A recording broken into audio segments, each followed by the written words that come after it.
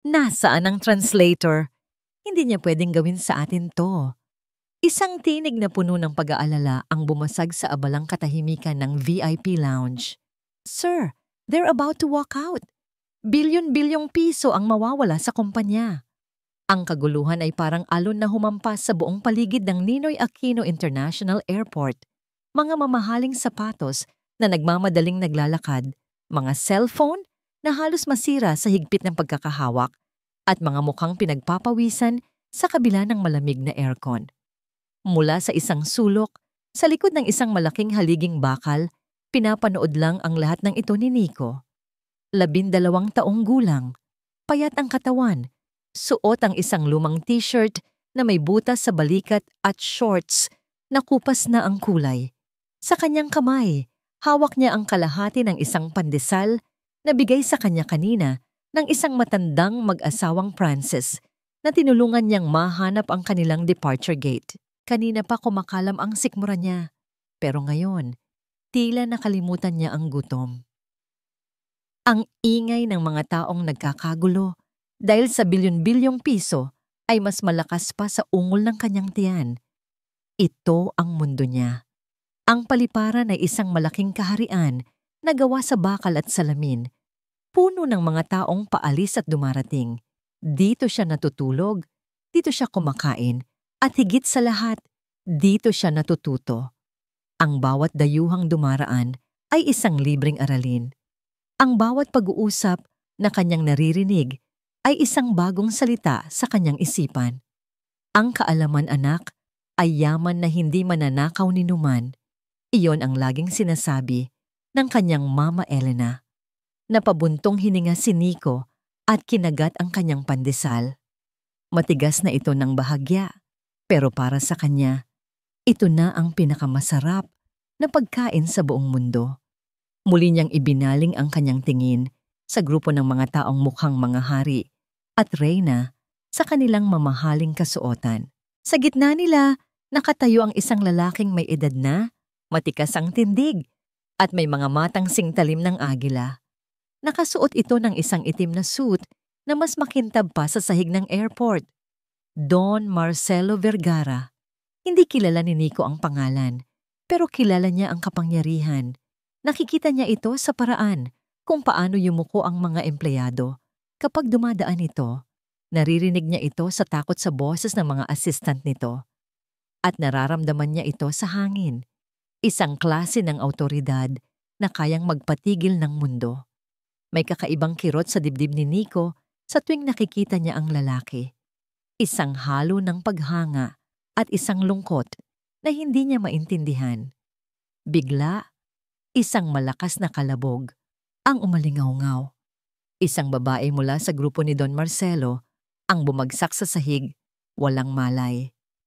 Ang translator? Hinimatay ang translator. Sigaw ng isang assistant. Lalong nagkagulo ang lahat. Ang mga Arabong investor na kanina'y kalmado lang ay nagsimula ng mag-usap ng mabilis sa kanilang wika. Halata ang pagkadismaya sa kanilang mga mukha. Isa sa kanila ang tumayo at tumingin ng masama kay Don Marcelo. Nakita ni Nico ang pagbabago sa mukha ng makapangyarihang lalaki. Ang dating kumpiyansa ay napalitan ng bahagyang pagkataranta. Lumapit ang isa niyang katulong, si Ma'am Lourdes, isang babaeng palaging seryoso ang mukha at may ibinulong dito. Umiling lang si Don Marcelo, lalong kumunot ang noo. Sir, wala tayong backup. Aalis na sila. Narinig ni Nico na sabi ng isang guard. Pinanood ni Nico ang mga dayuhan habang kinukuha ang kanilang mga gamit, handa nang umalis. Nakita niya ang desperasyon sa mga mata ng mga taong nakapaligid kay Don Marcelo. Ang bilyon-bilyong piso ay tila buhangin na unti-unting nawawala sa kanilang mga kamay. Naramdaman ni Nico ang pagbilis ng tibok ng kanyang puso. Naintindihan niya ang pinag-uusapan ng mga Arabo. Naintindihan niya ang problema. At alam niya ang solusyon. Pero sino siya? Isang batang kalye na nakasuot ng basahan. Isang anino sa maningning na mundo ng mga taong ito. Huwag kang matakot maging matapang, anak. Bulong ng alaala ng kanyang ina Sa kanyang isipan, humigpit ang hawak niya sa natitirang pandesal. Ito ang sandali. Bago pa niya mapigilan ang sarili, humakbang siya palabas mula sa pagkakatago sa likod ng haligi. Dahan-dahan, pero may bigat sa bawat yapak. Dinaanan niya ang mga security guard na sinubukang humarang sa kanya. Hindi niya sila pinansin. Ang lahat ng mata ay napunta sa kanya. Isang batang gusgusin na naglakas loob pumasok sa gitna ng gulo ng mga milyonaryo. Tumigil siya ilang talampakan mula sa mga dayuhan at kay Don Marcelo. Ang mga mata ng lalaking yon na singtalim ng agila ay tumusok sa kanya. May halong gulat at inis. Huminga ng malalim si Nico. Binitiwan niya ang lahat ng takot at nagsalita siya. Hindi sa Tagalog, hindi sa Ingles. Sa purong matatas at magalang na wikang Arabo, bumaling siya sa pinuno ng mga investor. Mawalang galang na po, Ginoo. Baka po makatulong ako. Tuangay. Sintuloy. Koleto ko tejupduk a. Isang sandali ng ganap na katahimikan ang bumalot sa buong lounge. Ang mga nag-aabang na pasahero, ang mga security guard, ang mga desperadong assistant, at maging ang makapangyarihang si Don Marcelo Vergara. Lahat sila ay napatingin sa maliit na batang lalaki na tila lumitaw mula sa kawalan. Ang kanyang boses ay isang hindi inaasahang tinig mula sa anino. Isang biro. Ito ay dapat na isang masamang biro. Iyon ang unang pumasok sa isip ni Don Marcelo Vergara habang nakatitig sa batang lalaki. Ang damit nito ay marumi. Ang buhok ay magulo. Ang mga paa ay nakayapak sa mamahaling sahig ng lounge. At ang boses nito ay nagsasalita ng wikang Arabo na kasing galing ng kanyang translator na si Miss Sandoval na ngayon ay malamang na nasa klinik na ng airport. Anong sinabi mo? Malamig na tanong ni Marcelo sa bata sa wikang Ingles bago pa man makasagot ang mga investor. Ngunit hindi sa kanya sumagot ang bata. Nakatingin ito ng diretso sa pinuno ng mga dayuhan, si Sheikh Al-Hamad, at inulit ang sinabi nito ng may paggalang at kumpiyansa. Napatiimbagang si Marcelo. Sino ang batang ito para agawin ang atensyon sa kanyang teritoryo? Ngunit bago pa man siya makapag-utos sa security na paalisin ang bata, sumagot ang Sheikh. Nagulat ngunit interesado. Nag-usap sila. Mabilis, tuloy-tuloy. Mga salitang hindi maintindihan ni Marcelo, ngunit naintindihan niya ang epekto. Ang kunot sa noo ni Sheikh Al-Hamad ay unti-unting nawala. Ang iritasyon sa kanyang mukha ay napalitan ng pagtataka at pagkatapos ng bahagyang paghanga. Nakita ni Marcelo kung paano tumango-tango ang Sheikh, kung paano ito ngumiti ng bahagya sa mga paliwanag ng bata. Ang batang ito ay hindi lang nagsasalin, nagpapaliwanag ito. Nakikipagnegosasyon. Lumingon sa kanya ang bata.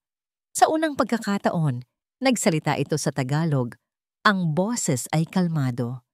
Ginoo, sinabi po nila na ang problema ay hindi sa presyo, kundi sa tiwala. Nag-aalala sila sa political stability ng bansa para sa isang long-term investment. Natigilan si Marcelo. Iyon ang puntong hindi nakuha ni Miss Sandoval kanina. Sabihin mo sa kanila, utos ni Marcelo, ang boses ay mababa at may autoridad, na ang Vergara Corporation ang garantiya. Ang pangalan ko ang garantiya. Isinalin yon ng bata. Pagkatapos ay nakinig itong muli sa sagot ng Sheikh. Bumaling itong muli kay Marcelo. Sabi po niya, ang pangalan ay nabubuo sa loob ng maraming taon, pero pwedeng masira sa isang iglap. Kailangan daw po nila ng higit pa sa isang pangalan. Parang sampal ang mga salitang yon kay Marcelo, ngunit hindi iyon sinabi ng bata nang may pang-iinsulto. Sinabi niya yon bilang isang tagahatid ng mensahe. Sa sumunod na 10 minuto, ang batang kalye na yon ang naging tulay sa pagitan ng bilyon-bilyong piso at ng kanyang naghihingalong kasunduan. Mula sa logistics hanggang sa mga cultural nuances, lahat ay naipaliwanag ng perpekto. At sa huli, Inilahad ni Sheikh Al-Hamad ang kanyang kamay, hindi kay Marcelo, kundi sa bata. "You are a very smart young man," sabi nito sa Ingles. Pagkatapos ay bumaling ito kay Marcelo. "We have a deal, Don Marcelo. Thanks to this boy, he is a gem. You are a very lucky man." Ngumiti si Marcelo, isang pilit na ngiti na hindi umabot sa kanyang mga mata. Nakipagkamay siya. Ang kasunduan ay naisalba. Ngunit ang kanyang ego ay nagkaroon ng malaking sugat. Ang isang bagay na dapat ay tagumpay niya ay naging entablado para sa isang batang pulubi. Nang makaalis na ang mga investor, nag-utos si Marcelo sa kanyang mga tauhan na ayusin ang lahat. Dinala niya ang bata sa isang maliit at pribadong VIP room. Isinara niya ang pinto. Sa wakas, sila na lang dalawa. Tiningnan ni Marcelo ang bata mula ulo hanggang paa. Ang dumi, ang amoy ng kalye, ang gutom na nakikita sa mga mata nito. Inilabas niya ang kanyang wallet. Kumuha ng isang makapal na bungkos ng tig-1,000 piso at inilapag sa mesa. "Magkano ang kailangan mo?" tanong niya. Ang boses ay walang emosyon. Para sa kanya, isa lang itong transaksyon, isang problema na kailangang bayaran para mawala. Hindi gumalaw ang bata. Nakatingin lang ito sa pera. Pagkatapos ay sa kanya. "Kunin mo na," sabi ni Marcelo, naiinip. At pagkatapos, "Umalis ka na. Ayokong makakita ng batang kalye sa paligid ko." Ang mga salitang yon ay lumabas sa bibig niya ng walang pag-aalinlangan. Iyon ang mundo niya. May mga taong nabibilang at may mga taong basura. Para sa kanya, ang batang ito, gaano man kagaling, ay kabilang sa pangalawang grupo. Nakita niya ang bahagyang panginginig sa balikat ng bata. Nakita niya ang pagyuko nito ng ulo. Akala niya ay tapos na ang usapan. Ngunit nagkamali siya. "Hindi ko kailangan ng pera ninyo," sabi ng bata. Ang boses ay mahina, ngunit matatag. Napataas ang kilay ni Marcelo. "Lahat ng tao ay may presyo, bata. Huwag ka nang magpanggap." Tinalikuran na niya ito, handa nang umalis. Bilang huling salita, idinagdag niya ng hindi lumilingon, "Marami akong nakilalang tulad ng ina mo, mga oportunista. Isang sampal na hindi pisikal pero mas masakit. Isang paghuhusga na batay sa anyo, sa estado sa buhay." Iyon ang sandata ni Marcelo Vergara. Narinig niya ang isang mahinang hikbi. Inaasahan niya iyon. Inaasahan niyang iiyak ang bata, kukunin ang pera, at tatakbo palayo. Pero muli, nagkamali siya. Naramdaman niya ang isang matapang na titig sa kanyang likuran. Dahan-dahan siyang lumingon. Nakatayo ang bata. Ang mga kamay ay nakakuyom sa magkabilang gilid. May mga luha sa kanyang mga mata, ngunit ang mga iyon ay hindi luha ng pagkatalo. Iyon ay luha ng matagal nang kinikimkim na sakit. "Ang oportunistang tinutukoy ninyo." Nagsimula ang bata. Ang boses ay nanginginig sa pigil na emosyon. Ang pangalan niya ay Maria Elena. Natigilan si Marcelo. Ang pangalang iyon, isang pangalan mula sa nakaraan na matagal na niyang ibinaon. Tumingin ng diretso ang bata sa kanyang mga mata at sa isang tinig na bumasag sa nagyayelong katahimikan ng silid, sinabi nito ang mga salitang gigimbal sa mundo ni Don Marcelo Vergara. "At siya ang ina ko." Ang pangalang Maria Elena ay parang isang bato na ibinagsak sa isang tahimik na lawa. Gumawa ito ng alon na hindi nakikita, ngunit ramdam na ramdam sa buong silid. Nakita ni Nico ang pagbabago sa mukha ng lalaking nasa harapan niya. Ang pagiging arogante ay panandali ang naglaho, napalitan ng isang emosyon na hindi mabasa ni Nico. Pagkagulat, pagkalito, marahil ay isang kislap ng pag-aalinlangan. Ngunit kasing bilis itong dumating, ganoon din kabilis itong nawala. Ang maskara ng isang walang pakialam na hari ay muling isinuot ni Don Marcelo Vergara. Sinungaling, ang tanging salitang lumabas sa bibig nito, ngunit ang boses ay wala na sa dating tono. May bahid ng pag-aatubili. Isang nangiting mapait ang gumuhit, sa labi ni Nico. Hindi niya kailangan ng maniwala ito. Ang kailangan niya lang ay sabihin ang katotohanan. Ang katotohanang kinimkim niya sa loob ng maraming taon. Isang bigat na halos bumasag sa kanyang maliit na puso. Hindi po ako nagsisinungaling. Sabi ni Nico, ang bawat salita ay may bigat ng kanyang nakaraan. Ang buo ko pong pangalan ay Nico Vergara. Iniwan ninyo si Mama nang malaman ninyong nagdadalang tao siya. Tinanggal ninyo siya sa trabaho. Binigyan ninyo siya ng pera para mawala sa buhay ninyo. Huminga ng malalim si Nico. Pinipigilan ang mga luhang nagbabadyang tumulo. Pero hindi niya po yun tinanggap. Itinapon niya ang tseke sa harapan ng assistant ninyo. Sinabi niya na hindi mabibili ng pera ang dignidad niya o ang buhay ko. Sa bawat salitang binibitawan ni Nico, nakikita niya ang unti-unting pagguho ng postura ni Don Marcelo. Ang mga balikat nito ay bahagyang bumagsak. Ang mga kamay ay ikinuyom sa gilid. Pinalaki niya po akong mag-isa. Patuloy ni Nico. Ang boses ay basag na. Nagtrabaho siya sa 3 lugar. Tagalinis sa umaga, labandera sa hapon, at tagahugas ng plato sa gabi. Ginawa niya ang lahat para lang may makain ako, para makapag-aral kahit sa public school.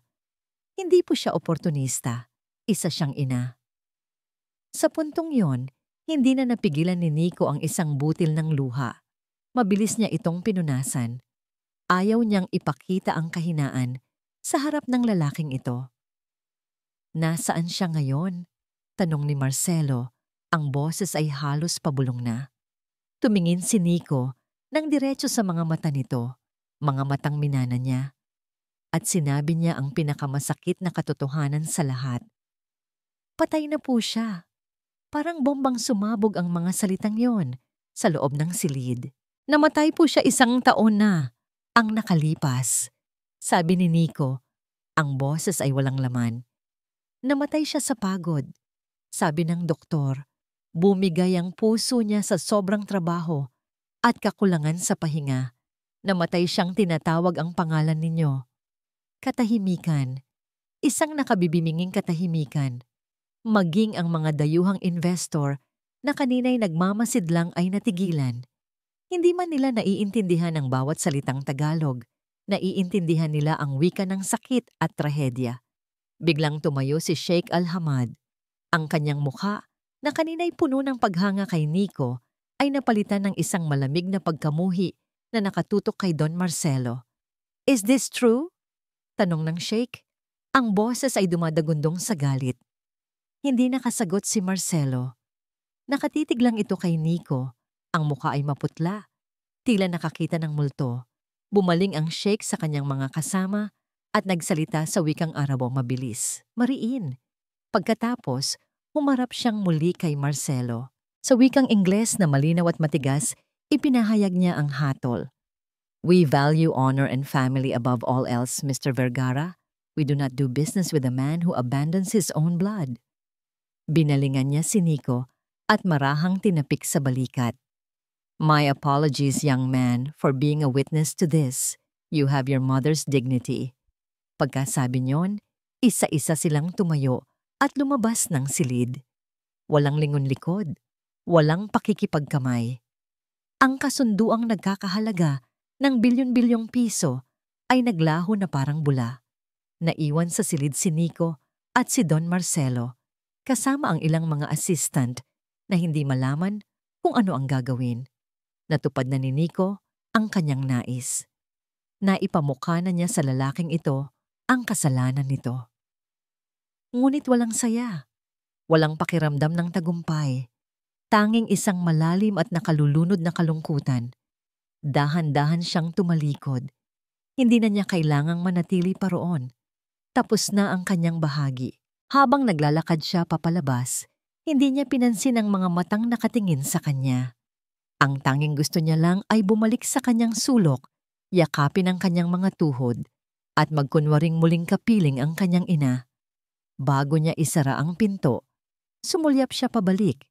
Nakita niya ang hari, ang makapangyarihang si Don Marcelo Vergara, na dahan-dahang napaupo sa pinakamalapit na silya. Ang katawan ay tila nawalan ng lakas. Ang mukha ay blanko. Ang mga mata ay nakatitig sa kawalan. Ang imperyong kanyang binuo ay nagsimulang gumuho at ang pundasyon ay isang pangalang matagal na niyang sinubukang kalimutan. Isang pangalan na paulit-ulit na umalingaw-ngaw sa kanyang isipan. Mas malakas pa sa ingay ng papalayo niyang mga yapak. Maria Elena. Walang kwenta! Lahat kayo walang kwenta! Ang sigaw ni Don Marcelo Vergara ay umalingaw-ngaw sa loob ng kanyang malawak at marangyang opisina. Padabog niyang ibinagsak ang telepono sa lalagyan nito. Ang tunog ay lumikha ng nakakabinging katahimikan. Halos 1 oras na ang nakalipas mula nang mangyari ang insidente sa airport. Ngunit ang kahihiyan at galit ay sariwa pa rin. Kumukulo sa loob niya na parang bulkan. Ang kanyang mga tauhan ay nagkakagulo sa labas. Sinusubukang kontrolin ang pinsala sa media at sa iba pang mga investor. Ang Vergara Corporation, ang imperyong binuo niya mula sa pawis at dugo, ay nasa bingit ng pagbagsak dahil sa isang batang kalye. Isang scam, isang malaking panloloko. Bulong niya sa sarili. Pilit na kinukumbinsi ang isip. Kinuha niya ang intercom. Lourdes! Sigaw niya. Yes, sir? Sagot ng boses sa kabilang linya. Kalmado ngunit may bahid ng pag-aalala. Gusto kong alamin mo ang lahat tungkol sa batang iyon. Hanapin mo kung sino ang nagturo sa kanya. Sino ang nagbayad sa kanya para sirain ako. I want a full report on my desk by tomorrow morning. Masusunod po, sir. Pinatay niya ang intercom. Napahilamos siya sa kanyang mukha. Kailangan niyang kumalma. Kailangan niyang mag-isip. Hindi ito pwedeng maging totoo. Si Maria Elena at isang anak? Imposible.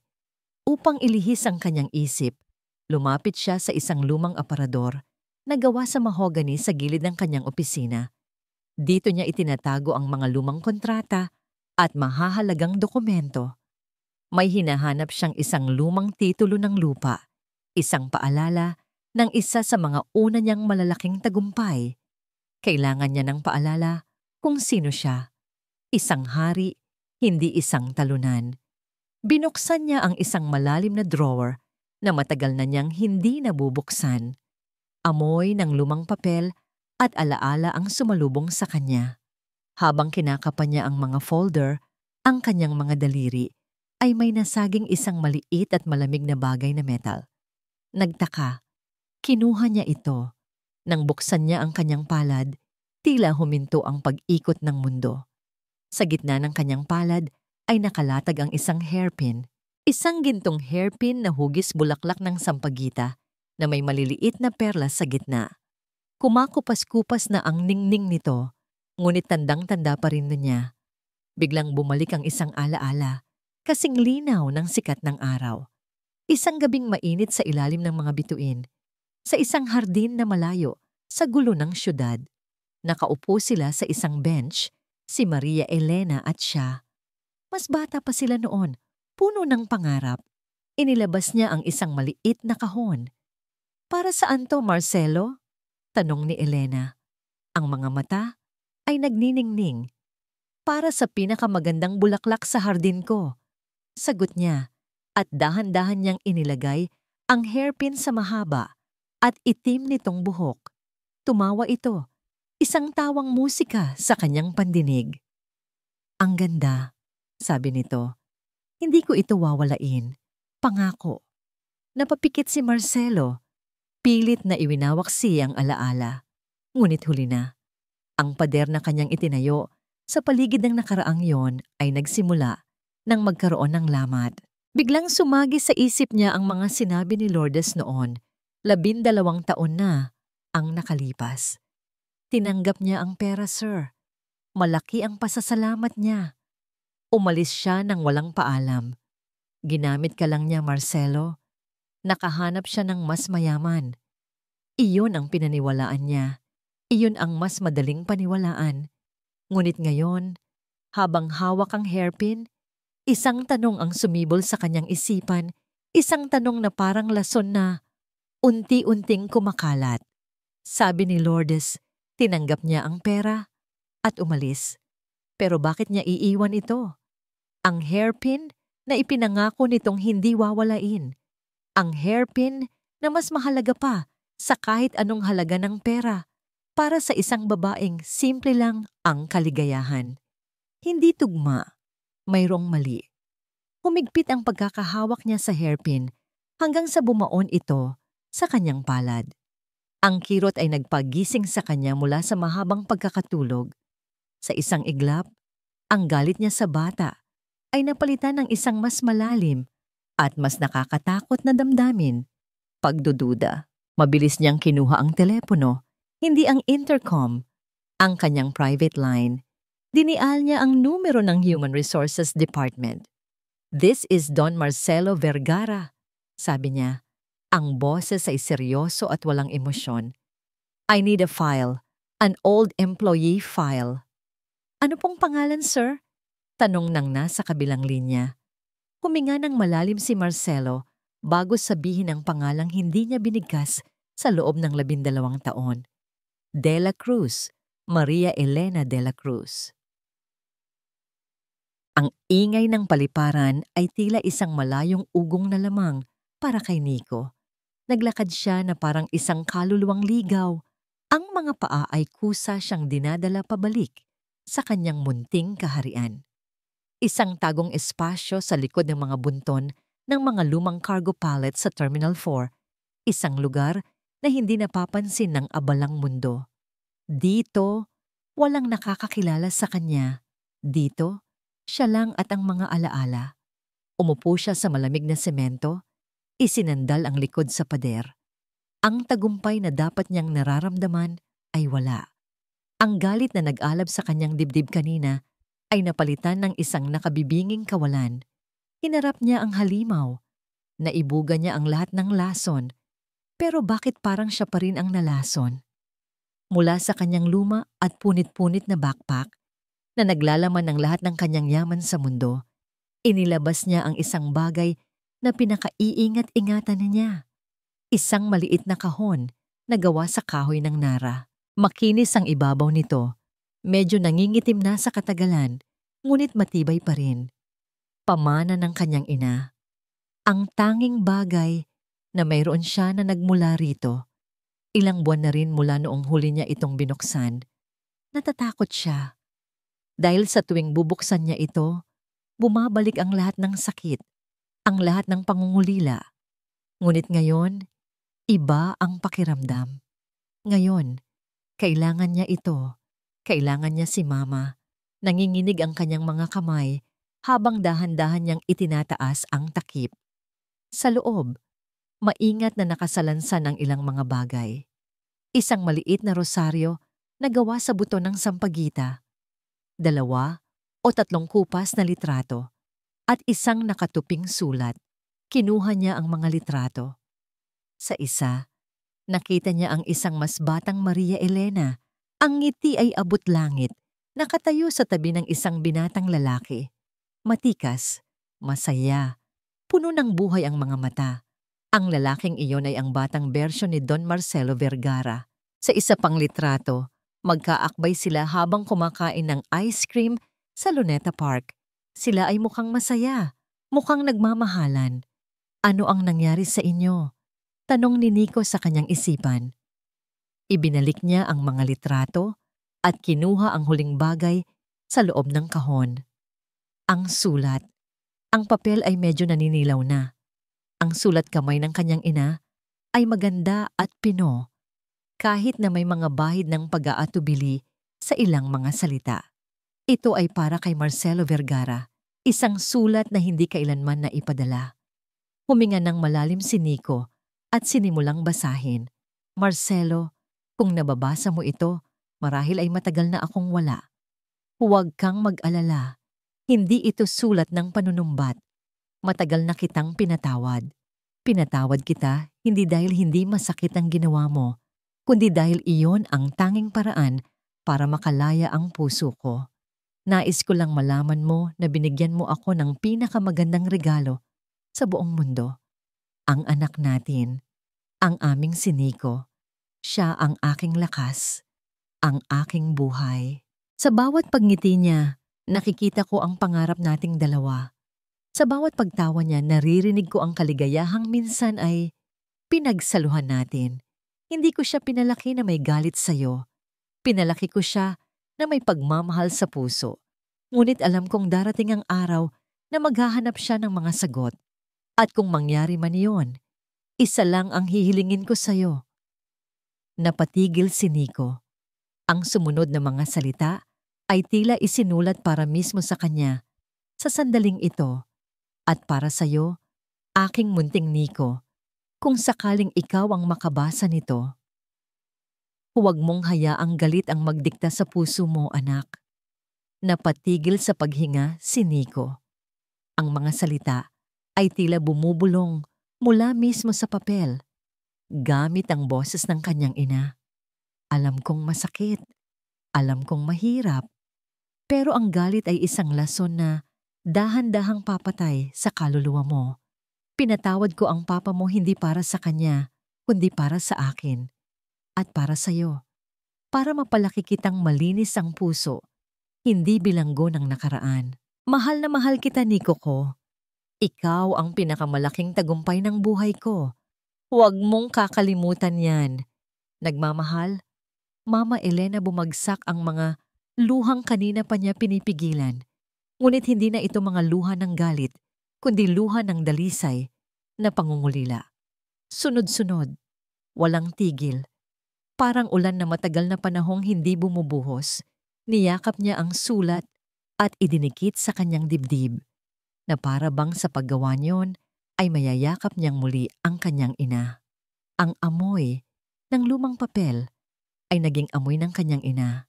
Ang mga salita ay naging mga yakap nito. Ang bigat na naramdaman niya matapos harapin si Don Marcelo ay biglang nagkaroon ng pangalan, pagsisisi. Sinira niya ang isang tao. Ipinamukha niya ang kasalanan nito sa harap ng buong mundo.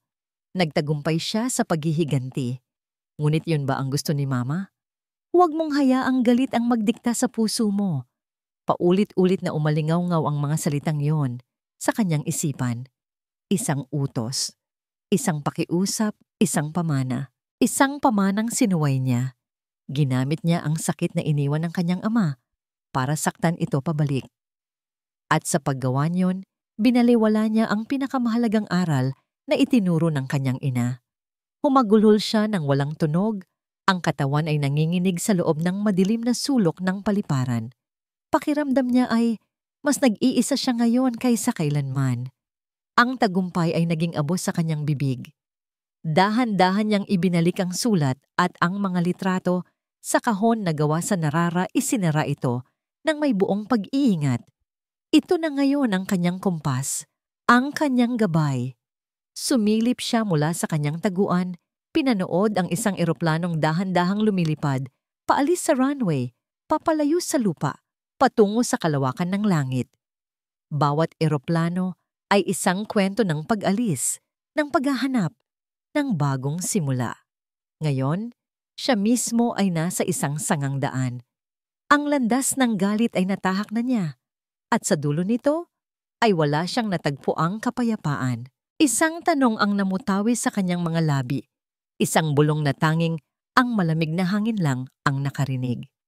Ano na ang gagawin ko ngayon, Ma? Gabi na, at tanging ang ilaw na lamang mula sa desk lamp ni Don Marcelo ang nagbibigay liwanag sa kanyang opisina. Sa ibabaw ng kanyang lamesa ay nakalatag ang isang manipis na folder, ang employment record ni Maria Elena de la Cruz. Sa loob ng 2 oras, paulit-ulit niyang binasa ang bawat salita, bawat numero, bawat pirma. At habang tumatagal, lalong lumalalim ang guhit sa pagitan ng kanyang mga kilay. May mali. Una, ang kanyang resignation letter. Nakasaad na personal reasons ang dahilan. Ngunit ang pirma sa ibaba. Pamilyar siya sa pirma ni Elena. Ang dulo ng letrang A sa kanyang pangalan ay palaging may maliit na paikot, parang buntot. Dito, diretsong-diretso iyon. Isang maliit na detalye, pero para kay Marcelo, isa itong sigaw sa gitna ng katahimikan. Pangalawa, walang record ng kanyang exit interview. Imposible. Ang Vergara Corporation ay may mahigpit na patakaran. Walang empleyadong umaalis nang hindi dumadaan sa HR para sa isang formal na pag-uusap. Pangatlo, ang kanyang final pay. Nakasaad na kinuha niya ito ng buo in cash. Isang malaking halaga para kunin lang ng ganoon. Si Elena ay praktikal. Palagi niyang mas gugustuhing ipadeposito iyon sa bangko. Pinindot niya ang intercom. Lourdes, pumasok ka. Ngayon din. Ilang sandali lang ay bumukas ang pinto. Pumasok si Lourdes, ang kanyang muka ay nagpapakita ng propesyonal na pag-aalala. Sir, may problema po ba? Hindi umimik si Marcelo. Itinuro niya lang ang upuan sa harap ng kanyang lamesa. Umupo si Lourdes. Naramdaman marahil ang bigat sa hangin. Isinara ni Marcelo ang folder. Ipinatong niya ang kanyang mga kamay sa ibabaw nito. 12 taon na ang nakalipas, Lourdes. Nagsimula siya. Ang boses ay malamig at kontrolado. Nang sabihin kong ayusin mo ang pag-alis ni Maria Elena, ano ang eksaktong sinabi mo sa akin? Hindi nagbago ang ekspresyon ni Lourdes. Tila inasahan na niya ang tanong. Sinabi ko po ang katotohanan, sir, na tinanggap niya ang separation pay na inalok ninyo at umalis siya para magsimula ng bagong buhay. At naniwala ako, sabi ni Marcelo. Dahan-dahang binubuksan muli ang folder. Pero ngayon, marami akong nakikitang butas sa kwento mo. Ipinakita niya ang resignation letter. Peke ang pirma na to. Sa unang pagkakataon, nakita ni Marcelo ang isang kislap ng gulat sa mga mata ni Lourdes, ngunit mabilis itong nawala. Napalitan ito ng isang nasasaktang tingin. Sir, paano ninyo naman po nasabi yan? Marahil ay nagmamadali lang siya nang pumirma siya. At ang exit interview? Bakit walang record? Patuloy ni Marcelo, hindi pinapansin ang kanyang palusot. Huminga ng malalim si Lourdes. Tumayo siya at lumapit sa isang filing cabinet sa gilid. May kinuha siyang isang manipis na envelope at inilapag sa lamesa ni Marcelo. Dahil pinakiusapan niya ako, sir, sabi ni Lourdes, ang boses ay puno ng lungkot. Pinakiusapan niya ako na gawing pribado ang lahat dahil ayaw niyang malaman ninyo ang totoong dahilan. Nagtatakang binuksan ni Marcelo ang envelope. Sa loob, mayroong 2 dokumento. Isang kopya ng bank statement na nagpapakita ng isang malaking cash deposit sa account ni Maria Elena. Isang araw matapos siyang umalis. Ang pangalawa ay isang nakaprint na email. Namilog ang mga mata ni Marcelo habang binabasa ang email. Galing ito sa CEO ng kanilang pinakamalaking karibal noon. Subject, Confirmation Miss Dela Cruz, this confirms our offer.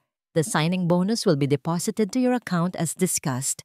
We are excited to have you on our team. Welcome aboard. Parang may sumuntok sa sikmura ni Marcelo. Hindi lang siya umalis, sir, sabi ni Lourdes.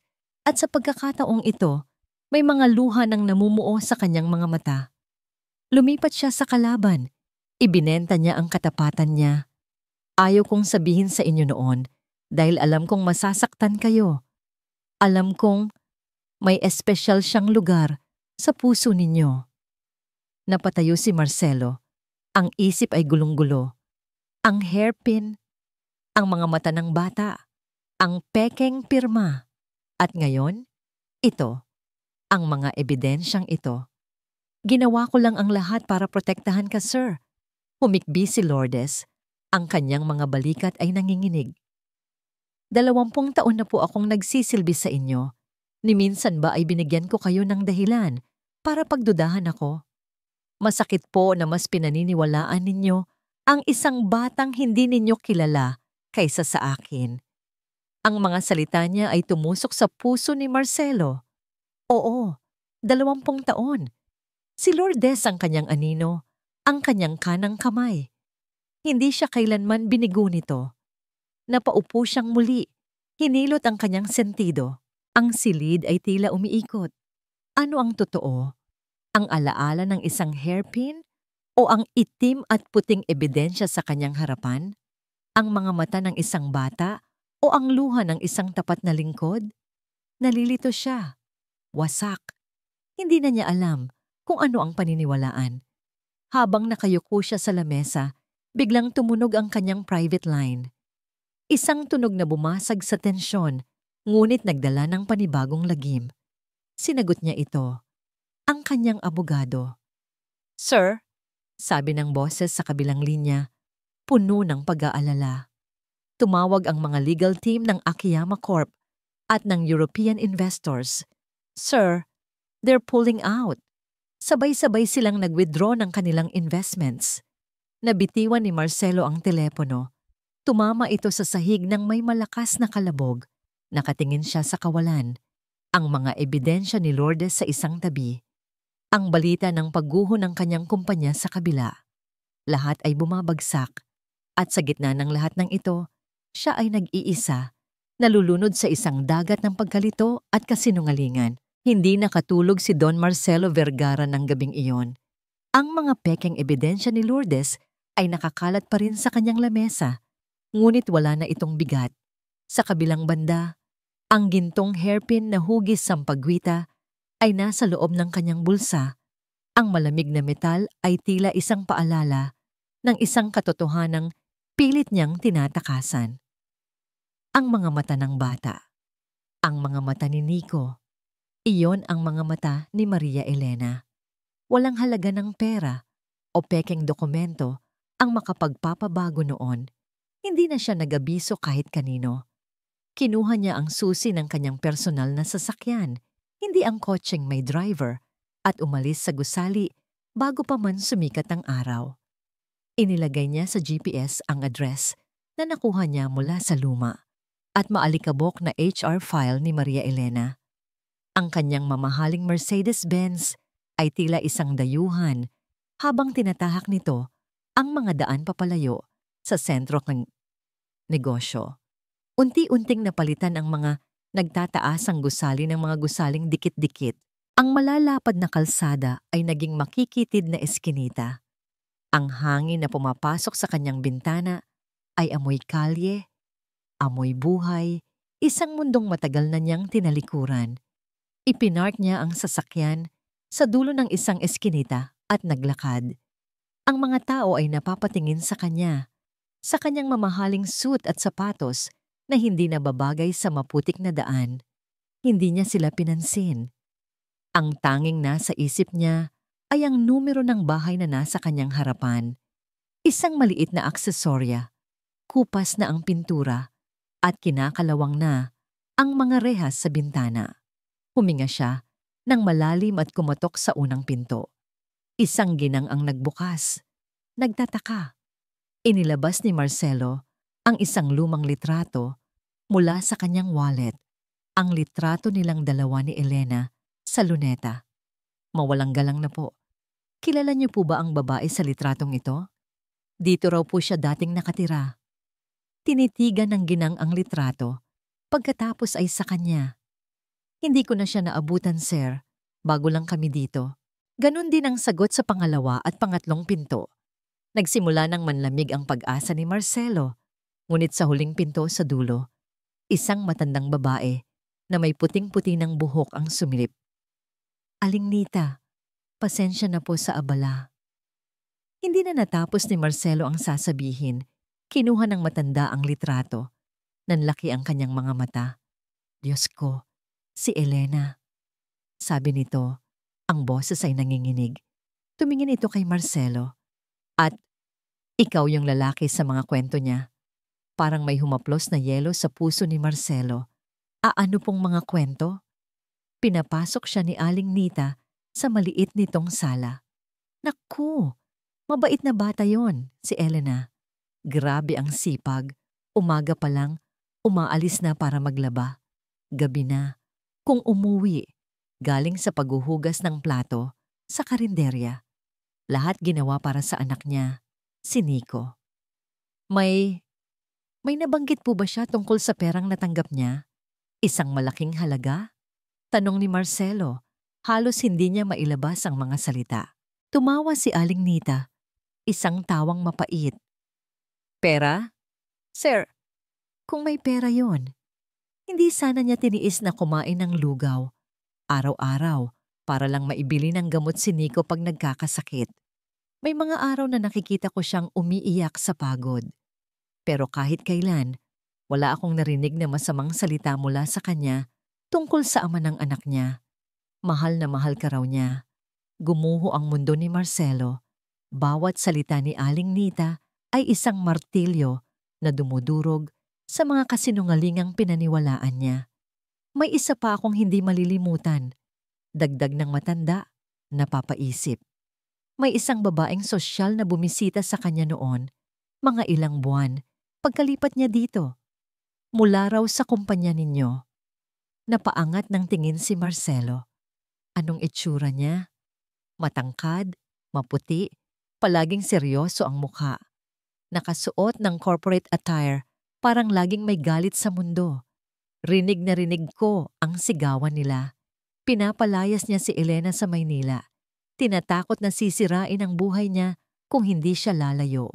Pagkaalis ng babae, nakita ko si Elena na humahagulgol sa sahig. Ang paglalarawan. Perpektong-perpekto. Iyon si Lourdes. Lahat ng piraso ng puzzle ay biglang nagkabit-kabit sa isipan ni Marcelo. Ang pekeng pirma, ang nawawalang exit interview, ang hairpin na naiwan, ang mga mata ng batang si Nico, ang paghihirap ni Elena, ang pananakot, ang 20 taon ng paglilingkod. Hindi yun katapatan. Iyon ay isang napakahabang pagtataksil, isang kasinungalingan na sumira sa 3 buhay. Napatayo si Marcelo, ang kanyang paghinga ay mabigat at mabilis.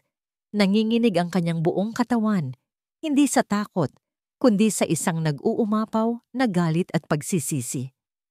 Sir, ayos lang po kayo? Nag-aalalang tanong ni Aling Nita. Hindi siya sumagot. Nagpasalamat siya nang wala sa sarili at nagmamadaling lumabas. Bawat hakbang niya pabalik sa kotse ay parang 1 milya. Pagkapasok niya, isinara niya ang pinto at buong lakas na hinampas ang manibela.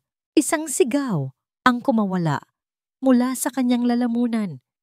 Isang sigaw na puno ng 12 taon ng pagkabulag, ng sakit, at ng katotohanang ngayon lang niya natuklasan.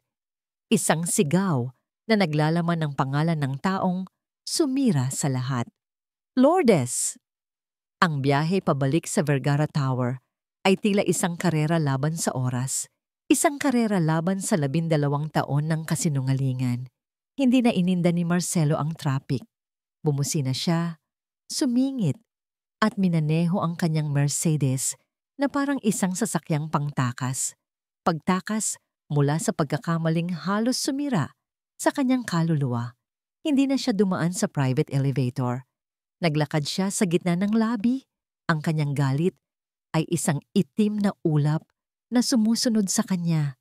Ang mga empleyadong bumabati sa kanya ay tila hangin na hindi niya napapansin.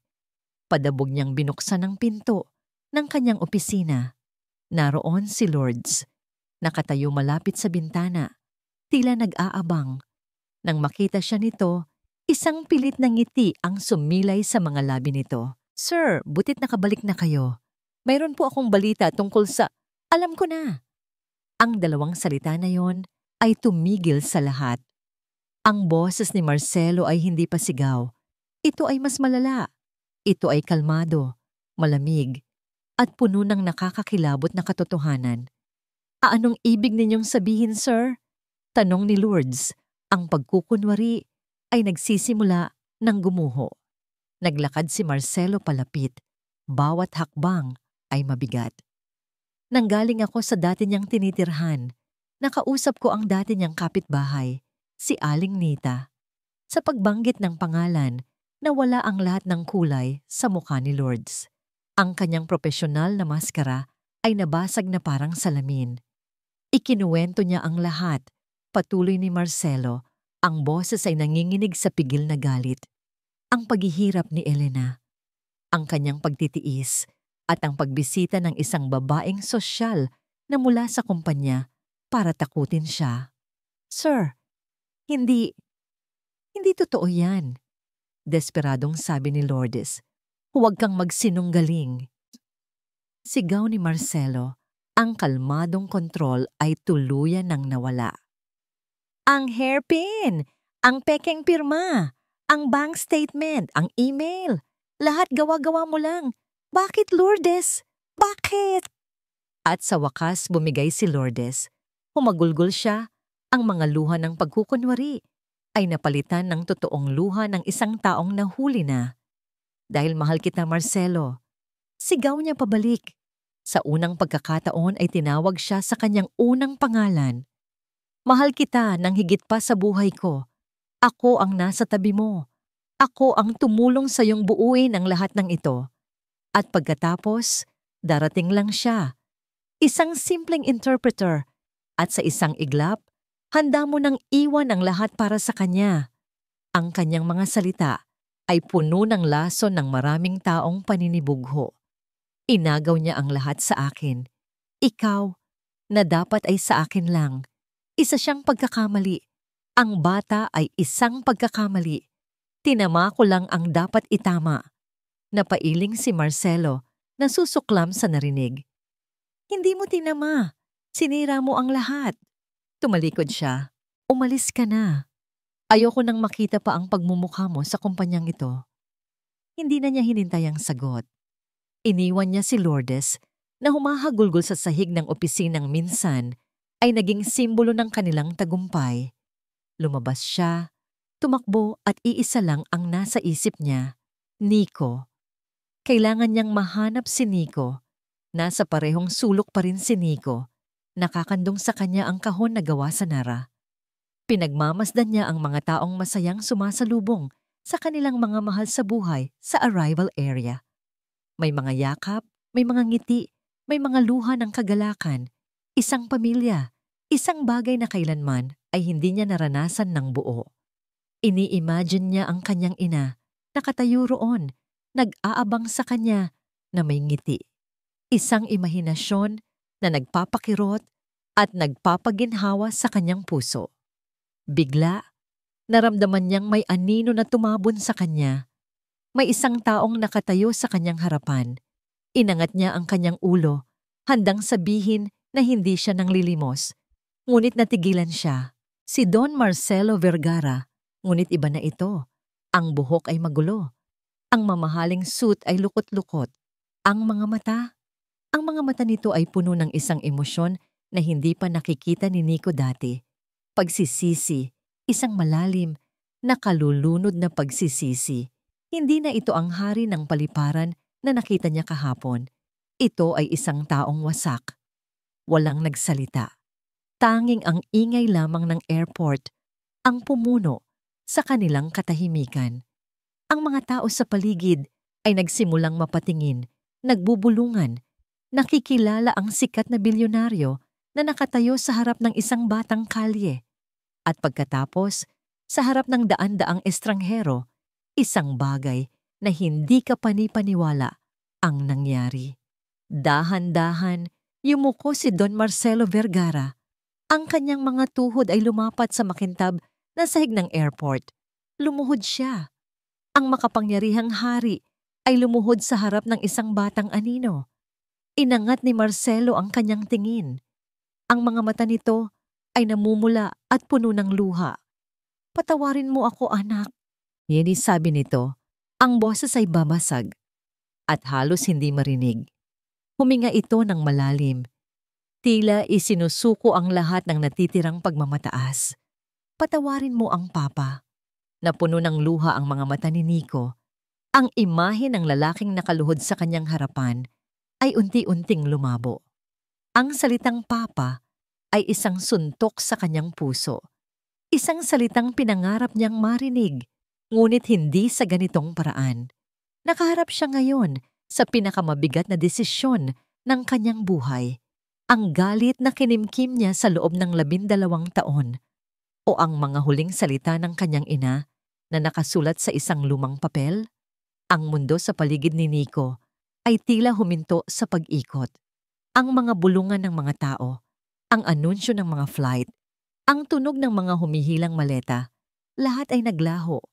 Ang tanging naririnig niya ay ang malakas na kabog ng kanyang dibdib at ang basag na tinig ng lalaking nakaluhod sa kanyang harapan. Papa. Ang salitang iyon ay umalingaw-ngaw sa kanyang isipan. Isang salitang estranghero, ngunit kasabay nito'y pamilyar. Isang salitang nagdala ng kirot at, sa hindi niya inaasahan, isang kislap ng pag-asa. Nakita niya ang luha sa mga mata ni Don Marcelo. Hindi ito luha ng pagkukunwari, katulad ng mga luha ni Ma'am Lourdes. Ito ay totoo. Ito ay luha ng isang taong nawasak ng sarili niyang mga pagkakamali. Kasabay nito, naramdaman ni Nico ang bigat ng kahon na gawa sa nara sa kanyang kandungan. Sa loob niyon, naroon ang sulat ng kanyang ina, ang kanyang testamento. Huwag mong hayaang galit ang magdikta sa puso mo. Dahan-dahan, ibinaba ni Nico ang kahon sa kanyang tabi. Huminga siya ng malalim, pinapakalma ang sarili. Inilahad niya ang kanyang kamay, isang kamay na maliit at payat. May kalyo sa pagbubuhat ng mga bagahe ng ibang tao. Tumayo po kayo, sabi niya.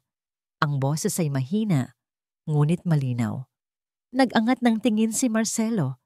Ang kanyang mukha ay puno ng pagtataka at pag-aalinlangan.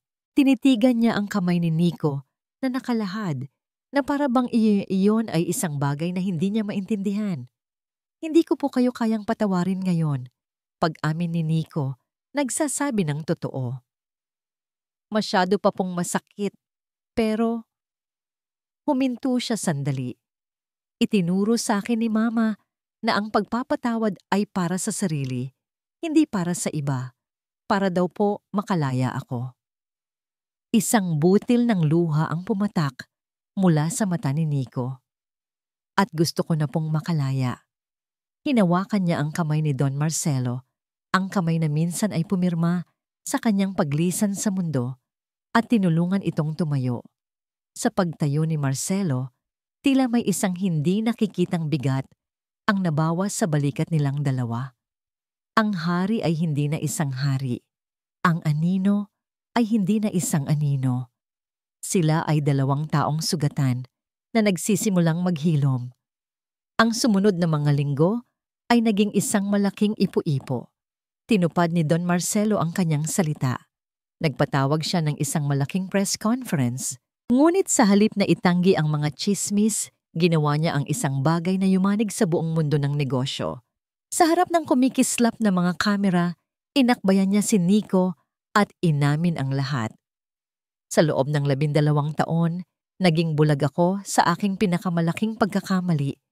Sabi niya, ang boses ay manatsay matatag, ngunit puno ng pagsisisi. Ngayon, nais kong ipakilala sa inyo hindi ang aking pagkakamali, kundi ang aking pinakamalaking biyaya. Ang aking anak, si Nico Vergara. Ang balita ay sumabog, ngunit hindi na yon mahalaga kay Marcelo. Ang unang hakbang na ginawa niya ay ang pagtatag ng isang foundation, isang organisasyong nakatuon sa pagtulong sa mga batang kalye, nagbibigay ng tirahan, pagkain at edukasyon. Pinangalanan niya itong The Maria Elena Foundation. Ito ang kanyang paraan ng paghingi ng tawad. Ang kanyang paraan upang gawing isang bagay na makabuluhan ang kanyang pinakamalaking pagsisisi. Si Nico, sa kabila ng kanyang murang edad, ay binigyan niya ng upuan sa board upang matiyak na ang puso ng foundation ay mananatili sa tamang lugar. Lumipat si Nico sa malaking bahay ni Marcelo. Ang dating tahimik na mansyon ay unti-unting napuno ng bagong buhay. Nagsimula siyang mag-aral sa isang formal na paaralan. Ang mga wika na dati niyang natutunan sa sahig ng airport ay ngayon niyang ginagamit sa silid-aralan na nagpapahanga sa kanyang mga guro. Ngunit hindi naging madali ang lahat. May mga gabi na nagigising si Nico mula sa isang panaginip Hinahanap-hanap ang kanyang ina sa isang malaking kwartong hindi niya kinasanayan. May mga pagkakataon na tinitingnan niya si Marcelo at ang nakikita niya pa rin ay ang lalaking umapi sa kanila. Ang mga sugat na 12 taong naghilom ay hindi basta-basta naglalaho. Isang hapon, dinala siya ni Marcelo sa isang lugar na hindi niya pa napupuntahan, isang tahimik na sementeryo sa probinsya. Naglakad sila patungo sa isang simpleng puntod sa ilalim ng isang malaking puno ng kalachuchi. Sa lapida, nakaukit ang isang pangalan, Maria Elena de la Cruz. Nakatayo sila roon, magkatabi, ang ama at ang anak. Walang nagsasalita. Si Marcelo ang unang bumasag sa katahimikan. Ang boses ay halos isang bulong. Salamat, Elena, at patawad. Inilapag ni Nico ang isang bungkos ng sariwang sampagita sa puntod. Tiningnan niya ang pangalan ng kanyang ina. At sa unang pagkakataon, sa loob ng isang taon, isang tunay na ngiti ang sumilay sa kanyang mga labi. Hindi itong ngiti ng kagalakan, kundi ngiti ng kapayapaan. Naramdaman niya ang isang kamay na marahang pumatong sa kanyang balikat. Tumingala siya at nakita ang kanyang ama. Ang mga mata nito ay puno ng pagmamahal at lungkot na magkahalo. Sa sandaling iyon, sa harap ng puntod ng babaeng nag-ugnay at naghiwalay sa kanila, naintindihan ni Nico. Ang kanilang bagong simula ay hindi nangangahulugan ng paglimot sa nakaraan. Ang kanilang pamilya ay hindi magiging perpekto. Palaging magkakaroon ng mga peklat, mga alaala ng sakit. Ngunit habang papalayo sila sa sementeryo, magkaakbay, alam ni Nico na sapat na yon. Dahil ang isang bagong simula ay hindi tungkol sa pagbura ng kahapon, kundi tungkol sa pagtanggap nito at pagpili na lumakad pasulong ng may pag-asa sa puso.